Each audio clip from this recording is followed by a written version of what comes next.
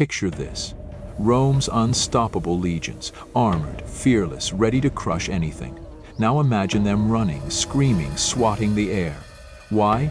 Because their enemy wasn't steel or spears. It was bees. In 149 BC, a city under siege turned buzzing insects into a weapon. And won. This is the wildest battle you've never heard of. It's 149 BC and Rome's in its prime, conquering left, right, and center during the Third Punic War. They've got Carthage on the ropes, but there's another thorn in their side. Themiscyra, a stubborn little city on the Black Sea in what's now Turkey. This place isn't giving up easy. The Romans roll up with their siege towers, catapults, the whole playbook. They're thinking, we've got this, another notch on the empire's belt. But Themiscyra's got a trick up its sleeve, or rather, in its apiaries. The city's perched on cliffs, tough to crack.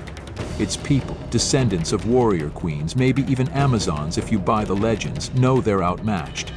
Rome's got numbers, discipline, and those fancy shields, but desperation breeds creativity. And Themiscyra's about to get real creative. Here's where it gets good. The Romans are hammering the walls, arrows flying, rocks smashing. Themiscyra's holding, but barely. Then someone inside has a light bulb moment. We've got beehives, let's use them. So they grab these woven baskets full of pissed-off bees, hundreds, maybe thousands of them, and start yeeting them over the walls. Picture it, hives sailing through the air, smashing open on Roman heads. And then, the swarm. These aren't your friendly honeymakers. These bees are mad, stirred up from the fall, ready to sting anything in sight. The Romans don't know what hit them. Helmets? Useless. Shields? Nope. Those little buzzers find every gap. Faces, necks, hands. Soldiers start flailing, dropping weapons, running for cover. One ancient writer, Appian, says, the legion broke ranks, retreating in chaos. Bees, 1. Rome, 0. It's not just the stings, it's the panic. Imagine you're a Roman grunt trained for swords and blood, and suddenly you're slapping your own face while your buddy's screaming about a bee in his tunic.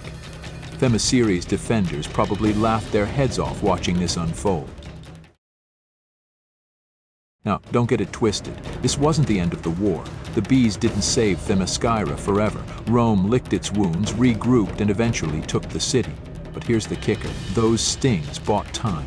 Days, maybe weeks of delay while the Romans scratched their welts and cursed the day they messed with beekeepers. It's a footnote in the Third Punic War, but it's the kind of footnote that makes you rethink everything. Historians argue over how big the bee attack was. Some say it's exaggerated. Others call it genius.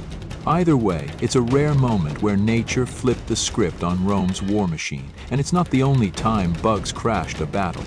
Medieval armies used wasps, even scorpions. But Themiscyra, they made it personal. So, there you have it. The day bees turned a battlefield into a slapstick nightmare. Rome won the war, sure, but Themiscyra won the story. It's proof that in history the smallest players can land the biggest punches, or stings. Next time you swat a bee, just hope it's not holding a grudge from 149 BC. If you loved this wild ride, hit that subscribe button. We've got more crazy history coming. Tell me in the comments, what's the weirdest weapon you'd use in a fight? And stick around. Next up, we're diving into a town that rained meat. See you there.